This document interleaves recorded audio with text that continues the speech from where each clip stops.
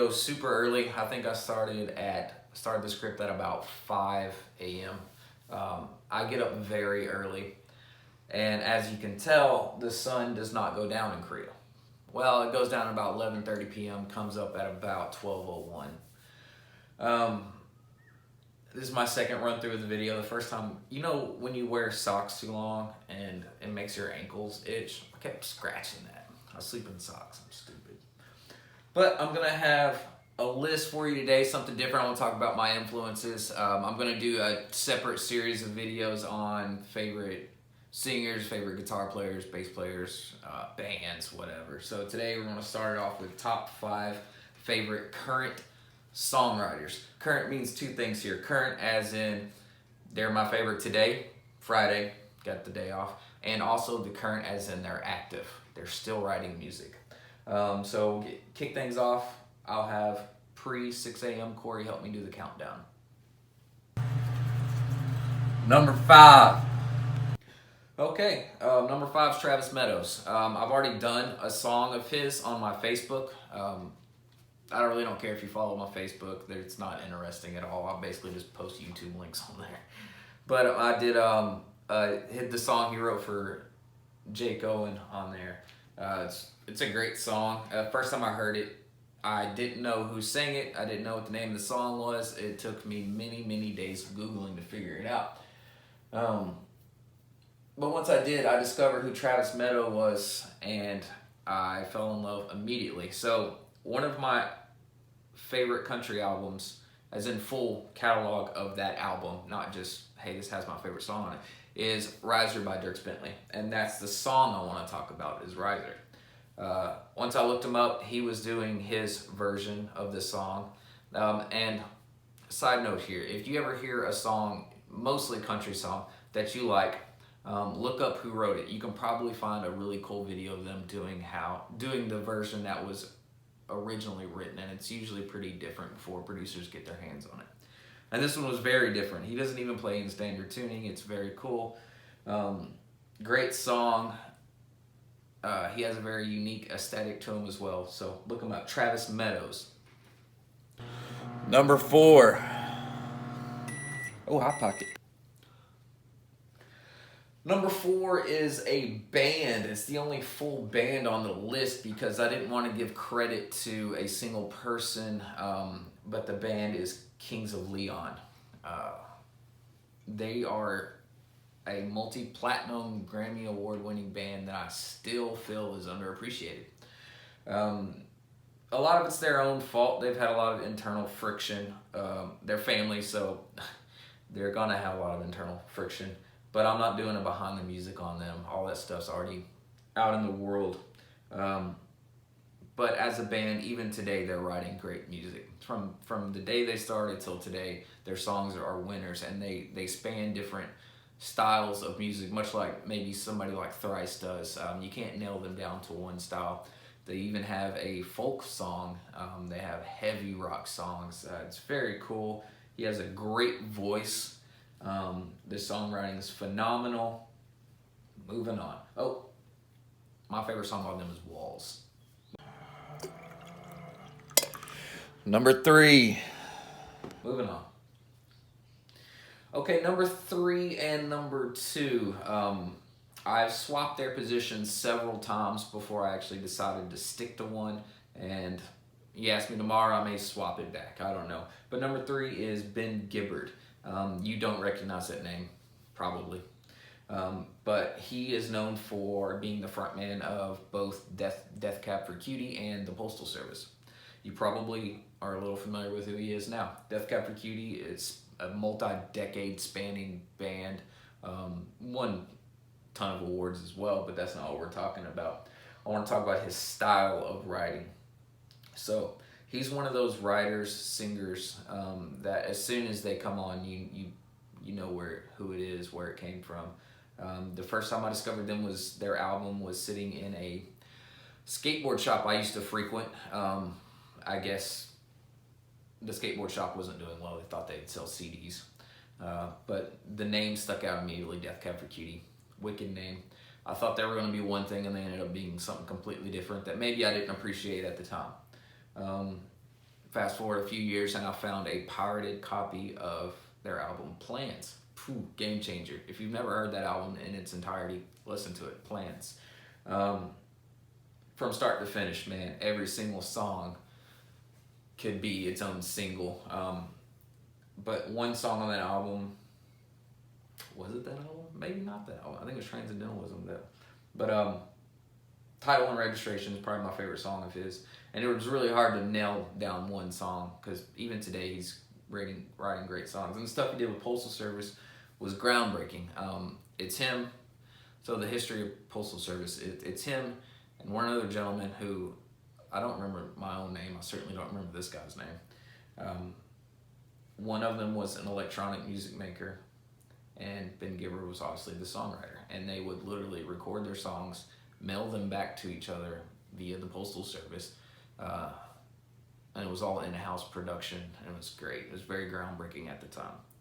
I'm actually working on a cover of one of their songs, but I don't want to spoil anything. Look for it. Number 2. Number 2, Chris Stapleton. I'm pretty sure you all know who was going to be on this list. He's written songs for, let me pull out my list here.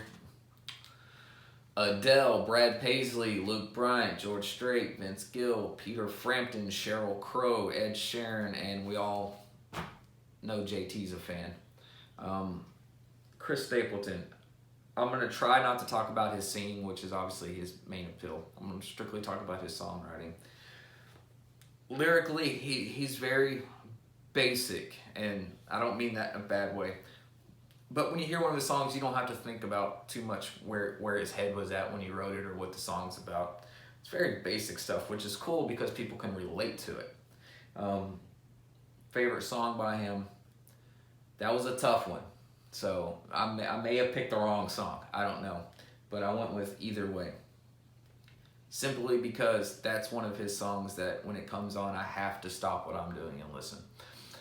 And obviously, he's great at everything else. He broke onto the scene with Tennessee Whiskey and probably the most well-known country song around today. And the difference between the original version of Tennessee Whiskey and what he came out with, stark difference. The lyrics are basically the only thing that match. Which is cool, but that's not what we're talking about. I'll probably do a whole video on Chris Stapleton. He's that great and influential. But either way, favorite song by him. So, honorable mentions, I have 2. The first one is my favorite band. Probably nobody besides Matty Williams, Americana, even knows who my favorite band is because I never talk about them. Never. They were very popular for a time, and then they faded into obscurity, but they still make great songs today. They are Jimmy Eat World. How'd they get famous? Well, their song The Middle on American Pie. Yeah, it's actually a pretty good soundtrack. But they got famous early on for more pop music, and they transitioned to true songwriting. They came into their own, probably the album after that, but the song that's my favorite is Cut.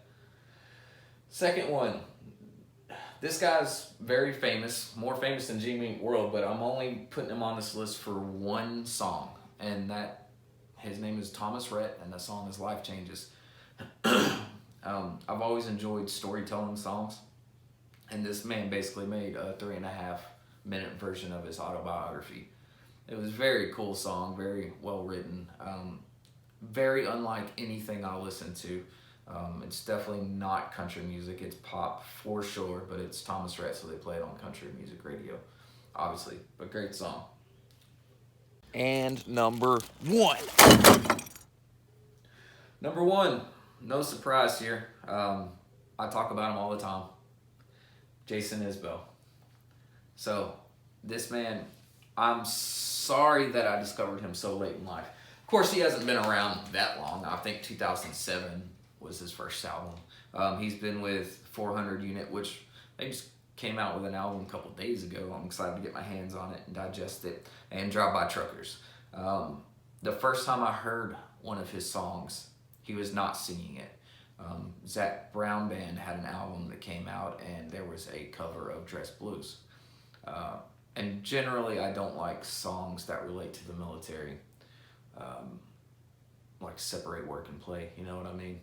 But the song was so good, so well written. I looked it up. I was like, damn, Zach Brown Band actually got some songwriting talent. Turns out it wasn't their song at all. It was a cover. Jason Isbell looked him up immediately. A lot of his stuff, 400 units, it's good.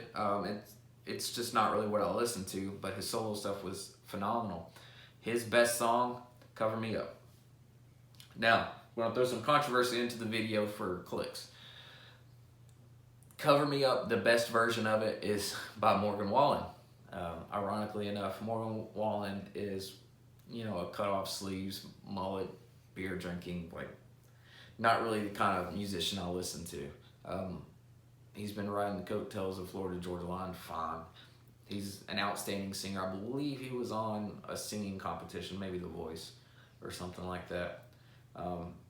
But when he did that cover, it was so unlike anything I'd heard by him.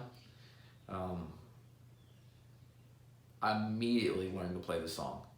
I might have stopped it halfway through and looked up the music for it. It was so good. To this day, I probably listen to that song twice a day, every single day.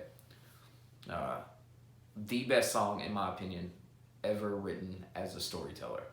It talks about his struggles with alcoholism and how he struggled to come out on top and saving his relationship. It's a great song.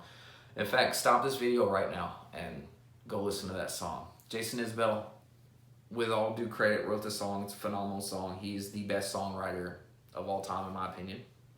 Of all time. And I know as far as country music, and not only that, but music in general, there's a lot of gatekeeping. People think that something around today cannot be the best of all time. Well, how can Jason Isbell be the best songwriter when the Beatles existed? Or the Stones? Or how can Chris Stapleton be the best singer when Freddie Mercury used to be alive? That's fine. I didn't grow up in that music. That's fine. If that's what you listen to, that's great. Don't stop somebody else from enjoying music that's around today, because in your opinion, music used to be better. That's a weird way of thinking. And let me compare it to something else. Movies. Watch something like, okay, The Avengers, whatever, Endgame, whatever. You couldn't possibly compare that to a movie that came out in the 80s. Gremlins, great movie. They are on just different levels of production, technology, innovation. Like, we've come a long way. It's okay to pay homage to where we came from, but it's also okay to enjoy what's around today. And Jason Isbell's songwriting is better than anything I've ever heard. Cover Me Up is his best song. Look it up now. Thank you for watching. Love you.